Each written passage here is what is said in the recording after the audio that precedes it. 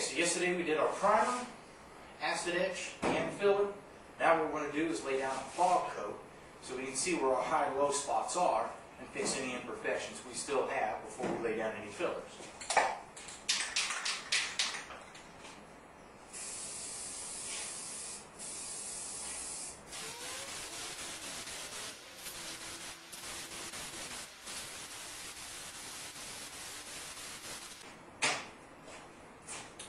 Okay, you've got your fog coat on. What we're going to do is we're going to do a block sand, a light block sand with either 150 or 180. See where our low and high spots still are, get those imperfections out, and then I'll show you how to start laying some Bondo down. Now, a lot of people that don't use masks at all, or they'll use the thinner masks. I prefer using the painter mask just because it just gets a lot less of this carcinogenic crap in your lungs.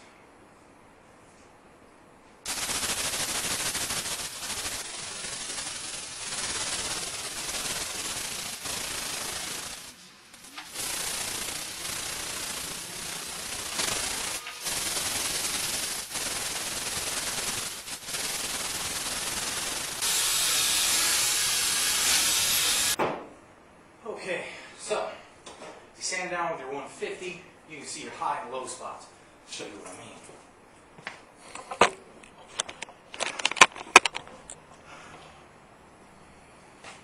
Okay, every spot where you've hit through, hit a shiner, that's your high spot. Every place where you still have the dark primer, those are your low spots. So you'll see dings showing up. And your low spots, you've got areas like this right here where this could be filled in with primer. The only problem is the thicker your primer, the more likely it is to crack. So what we're going to want to do is have the thinnest amount of filler as possible, the thinnest amount of filler primer, and the thinnest amount of paint. So low spot, high spot, here's your high spot, here's your low spot. Now we'll flip it around and find the same thing on the opposite end. Bring down our high spots and bring up our low spots.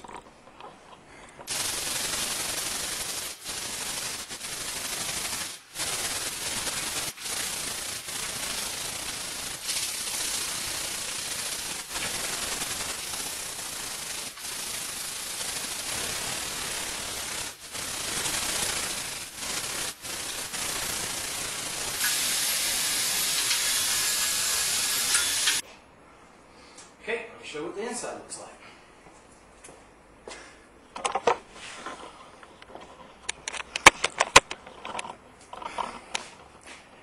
So we can see where we have our high spots. High spots here, little high spot here, and a few high spots here.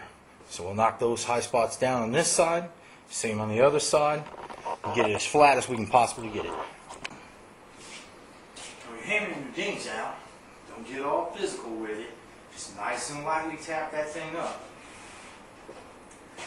Keep your hand below and feel the rise on it.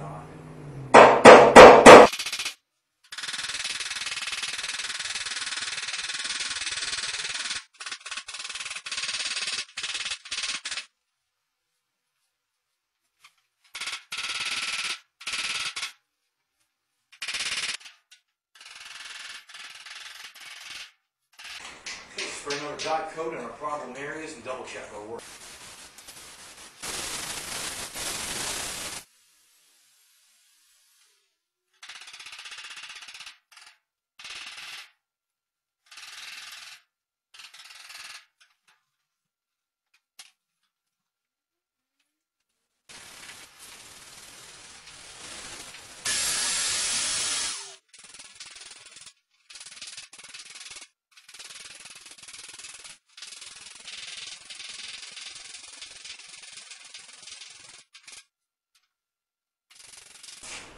Okay, Bondo doesn't like to stick to 150 grit scratches.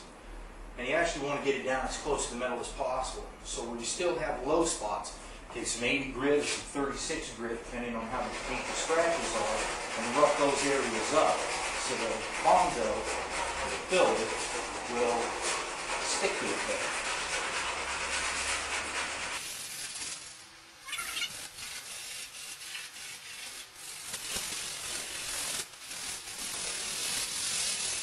Okay, so where you've roughed it up at, if you have scratches that go over in the flatter areas, that can sometimes phantom up on you. So what will happen is you'll have a deep scratch, and as the paint and the primer start to dry, the phantom scratches will come up and haunt you later.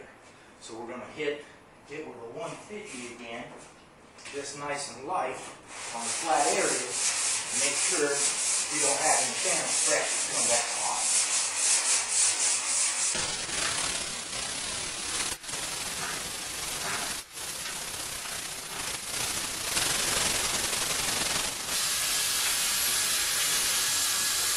The bottle I like to use is this stuff right here. It's expensive. It's 40, 50 bucks a gallon.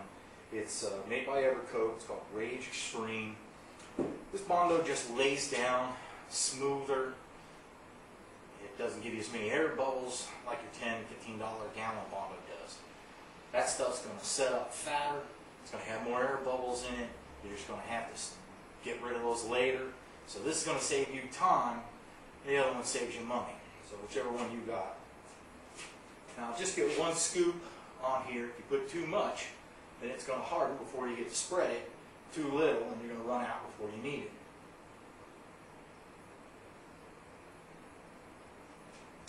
I usually put on about this much of the hardener and mix it thoroughly.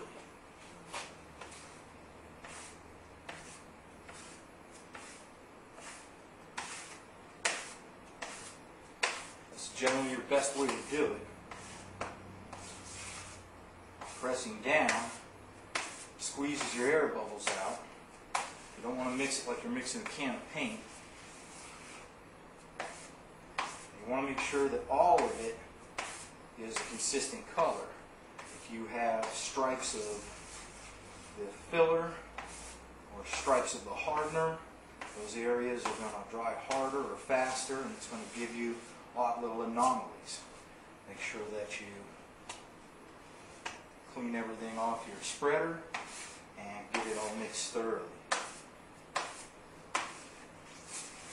Since I know I've got problem areas right here, I'm going to hit this first, sand it down, and then I put a layer over the whole side. When you start, you go your furthest end. If you're right-handed, you start on your right-hand side, left-handed, etc. With this first coat right here, what you're doing is just building up a bit of a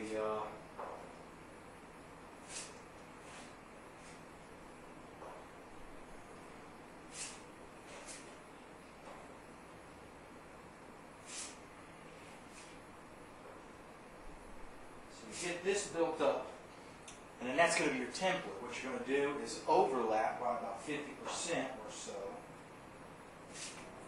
And that'll give you a more consistent, even spread of your filler.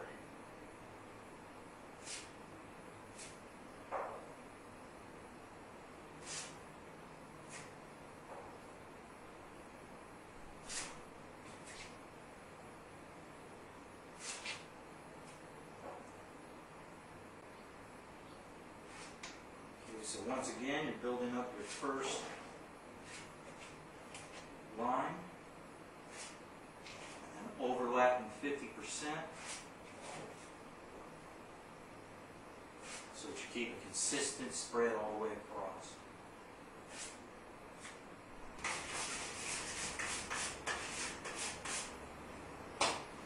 Make sure you clean your Bondo board. Any remnants of the slag hanging over are just going to dig lines when you're trying to spread it out later. So clean your board well so you can use it next time.